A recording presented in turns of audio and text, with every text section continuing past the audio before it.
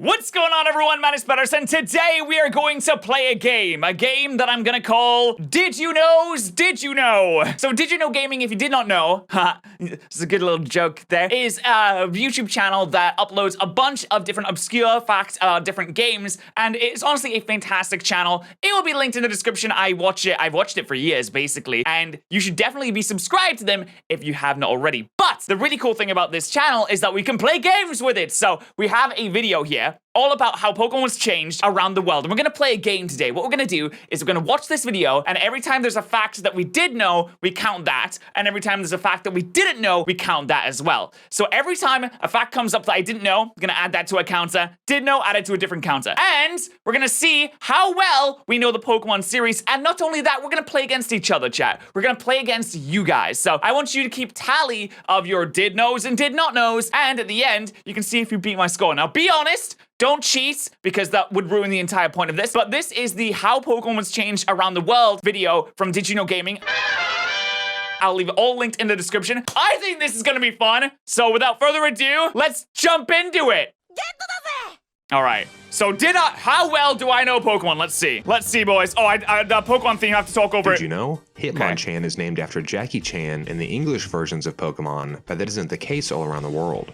In Japan, Hitmonchan is named after Japanese boxing champion Hiroyuki Ebihara, and in France, he's named after Mike Tyson. In total, there were 6 different language versions of Pokemon's first generation. Japanese, English, French, German, Spanish. Okay, so, wow, that's really cool. So he was named after different fighters from around the world based on the languages, and not just named after Jackie Chan. When the Jackie Chan thing came up, I was like, yes, sure, I knew that. But I didn't know that it was named after different people from around the world. So I'm gonna count that as a did not know right there. That entire fact, that's a did not know for me. If you knew that, fair play to you. But okay, let's see what's next. And Italian. And they're all different in their own unique ways. Really? Some deviations were pretty minor, like how the TV in Pallet Town is playing the movie Stand By Me in all 6 versions, except for in France.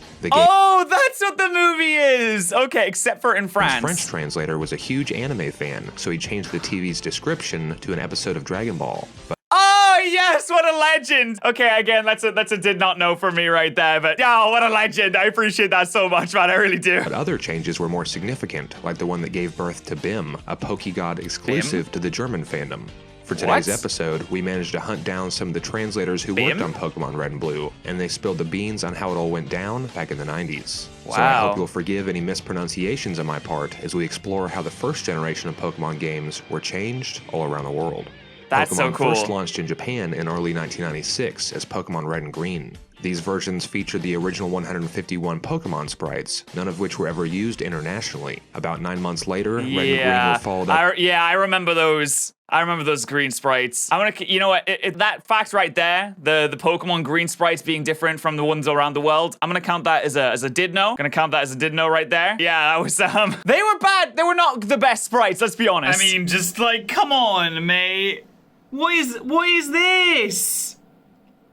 What is that? Up with Pokemon Blue, a new and improved version with updated graphics and fewer glitches. In Pokemon Blue, all 151 Pokemon were given brand new sprites. Yeah, actually, I mean, looking at that Nidoqueen. Looking at that Nidoqueen right there. Glitches. That's not bad. In Pokemon Blue, all 100. Like, that green one right there, like, I would say the green and the blue are kind of like on par in terms of like how they look right there. 51 Pokemon were given brand new sprites, and trees, grass, signposts, stumps, and lots more visual details were upgraded as well. And there were other small changes, like new Pokedex entries and a new layout for the Unknown Dungeon. There's a new layout? All right, I did not know that there was another layout for the dungeon. Let me see, I'm trying to like see the difference and see. Oh yeah, it is. Wow, look at that. They changed up the entire dungeon. Gonna count that as a did not know right there. Gonna count it as a did not. I had no idea that they had 2 different dungeons for green and for blue. That's crazy. All the international versions were mostly based on Japanese Blue, so the unique details only present in Red and Green, like the original sprites, weird glitches, and old graphics, were never seen outside of Japan. Much to everyone's surprise, Pokemon became a massive success in Japan. Even Game Freak was shocked when it climbed to #1 on Japanese sales. Even Game Freak was shocked. They're like, wait, why do people like this so much? Charts. The games got so unbelievably popular that Nintendo decided to export the franchise overseas, starting with the largest economy in the world, the United States. Instead of Red and Green, the games would be called Red and Blue. This was a marketing decision, as those are the colors of the American flag. And oh, that's so so cool, really. That is smart, mate. They literally... They changed it because the color's the American flag. That right there for me is a did not know. Wow, they are getting me with this one. Perhaps boost sales in the region, but there was more to consider beyond just the game's titles. Localizing Pokemon for the American market was a huge investment, and Nintendo viewed it as a gamble that was probably going to end up losing them a lot of money. In 1999, But it didn't. Pokemon Company CEO Ishihara shed some light on the situation. At the time, it was widely believed that American kids would never want to play games with a lot of text, so we thought Pokemon only had about a 10% chance of success outside Japan. The first time we showed off some Pokemon in the US, we were told they were too cute. Too cute? I can't believe it. They were literally like, yeah, American kids can't read, so we probably won't do that well, you know? The staff in America submitted their ideas for replacement designs, but we just couldn't believe the kind of stuff they were proposing. Oh, no. They turned Pikachu into something like a tiger with huge breasts. It looked like a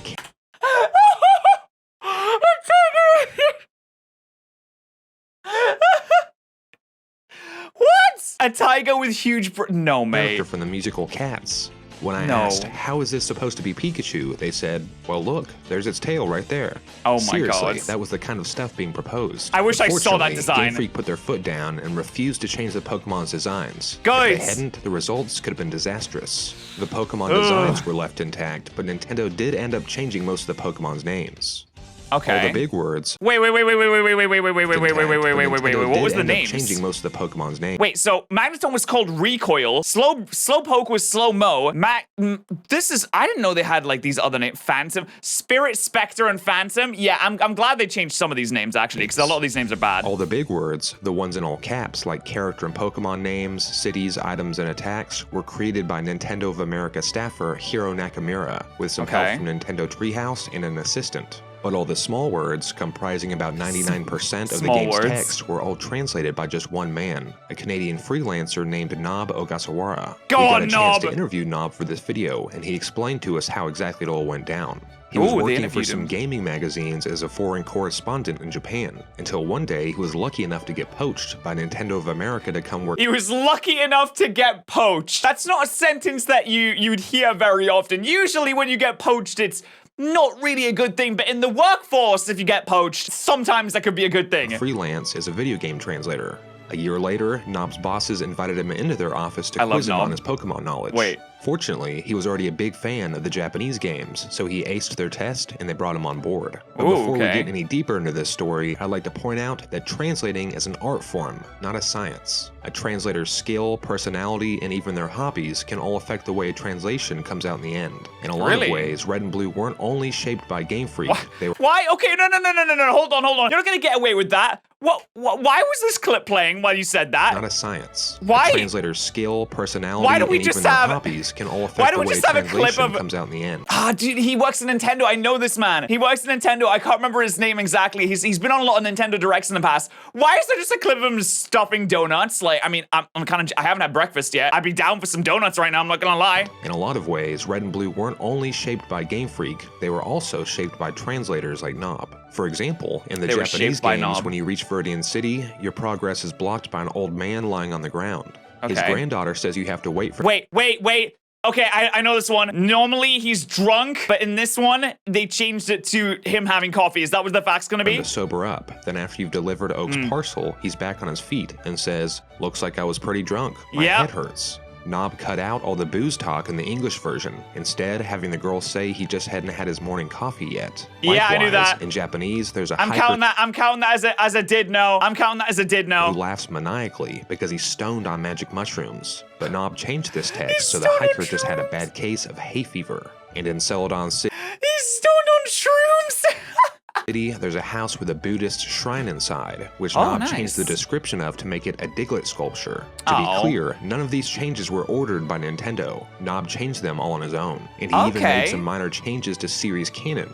In Japan, there's a scientist in the Selfco building who says there's another Selfco branch along the Pakamanaya Tunguska River in Russia. But in English, the scientist says the other Sylph branch is actually in Tixi, in Russian no man's land, which is located about 1,000 miles distance from the river. Why did Nob change the canonical location of Sylphco's Russian branch? He says it's because Pokemania Tunguska River was just too long, and Tixi's much shorter at just 5 letters. But in hindsight, he now says he actually regrets making this revision. Some of Nob's favorite music, movies, and TV shows made their way into Red and Blue as well. A rocket grunt who wants you to join his gang on Nugget Bridge says he's gonna make you an offer you can't refuse, an iconic line. I'm gonna make you an offer you can't refuse. Everybody knows that that's a reference to The Godfather, though. Everybody knows that. That's a did know. That is a did know right there. Line from The Godfather. And a hiker in the rock tunnel says, "Hit me with your best shot." Then after you defeat him, he says, "Fire it away." 2 lines from the chorus of Pat Benatar's hit song, "Hit Me With Your Best Shot." Hit me with your best shot from the best song. Hit me with your best shot. Okay, I did not know that one. Count that as a did not know. Initiating a battle, a Pokemaniac shouts, "Pokemon fight, ready, go," referencing the 90s anime Mobile Fighter G Gundam, where mobile suit battles always begin with the fighters yelling, "Gundam fight, ready, go." But for all the changes I did not know that one either. Count that as a did not know. Changes he wanted to make, but Nintendo didn't allow. For one, Nob wanted to change Mr. Mime's name because he anticipated that Pokemon genders would be introduced in future generations. He was smart! Pokemon genders were introduced in later games. What a smart man! Which, of course, is exactly what happened in Gen 2, awkwardly resulting in lots of female Mr. Mime. In Viridian City, there's a girl who's nicknamed her Spearow. In Japanese, it's called Oni-chan. To better fit with American culture, Nob changed Spearow's nickname to Britney, named after Britney Spears. So it was Yes! I don't remember that Spearow specifically, but that's brilliant, mate. Brilliant. something like Britney Spearow. However, the higher-ups didn't like this joke one bit and changed Spearow's nickname to Speary and told Nob that any more of these sorts of shenanigans would end in instant termination. There's a lot of Nob in Gen 1. No! They were gonna fire him for calling a Spearow Britney Spearow? Oh, come on. Have a bit of fun, mate. That's ridiculous. Poor Nob. We stand Nob on this channel. We appreciate he is a good guy, all right? Okay? Freelancer, it wasn't until Gen 3 that he finally got enough clout to start making the big decisions. He got Nob's clout. English translation was later used as a base and localized for the German, French, Spanish, and Italian markets. Each language was handled by 1 or 2 translators apiece, all working side by side at Nintendo of Europe HQ in Germany. Of these 7 translators, the most famous and historically significant is Julian Bartikov of France. According to Julian, Nintendo originally wanted to use the Japanese Pokemon names in Europe because they thought it would be too complicated to trademark hundreds of names across different countries. But Julian explained to Nintendo that the Japanese names weren't going to play too well in France. He told them Squirtle's Japanese name Zenigami sounds like the French word for stoner, and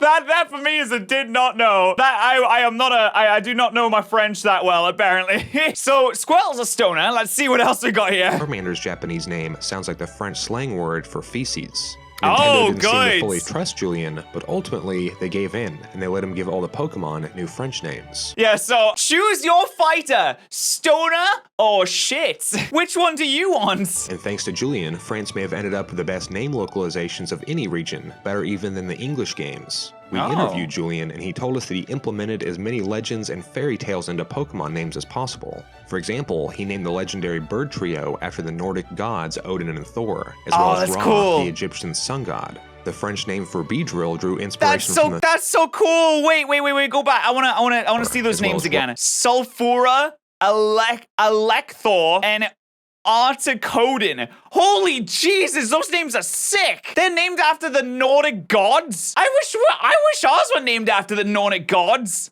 That for me, that's a did not know. Gonna throw that on the did not know pile. I am not doing so well on this, guys. I'm not gonna lie. Ra, the Egyptian sun god. The French name for Beedrill drew inspiration from the Three Musketeers D'Artagnan, and he named Gyarados after Leviathan, the Bible's gigantic sea serpent. He named Farfetch'd Canartichoke, which means duck artichoke. This confused a lot of fans because Farfetch'd actually holds a leek, not an artichoke. But Julian says this was actually his idea of a prank, a way to trick fans into thinking that Farfetch'd had an evolved form that wields an artichoke.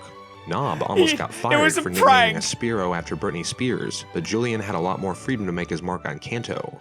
The man literally went out and was like, I'm gonna prank these idiots. And Nintendo was just like, yeah, man, just do whatever you want. Seriously. English versions, there's a far-fetched nickname Ducks, but Julian changed his nickname to Julio, named after himself, of course, and he named a Pokemon after himself. What a legend. What an absolute legend. named a few more Pokemon after some of his best friends. And just like Nob, Julian injected many of his own interests into the games as well. One of Koga's lackeys in the Fuchsia City Gym references a Japanese show that was popular in France at the time, Space Sheriff Gavin. He says, I want to be a ninja and jump from tree to tree, like on TV, like X-Hog the Space Pig. And in French, oh my god, that show, mate. That show, the CG on that, bro. Look at him. Look at him go. Tree, like on Look TV, at this man go. like X-Hog the Space Pig. And look at that. Look at that beam. That is a sick looking beam. French, the attack Minimize was renamed Lilliput because in the 18th century book Gulliver's Travels, Gulliver was taken prisoner by a town of tiny people on an island called Lilliput.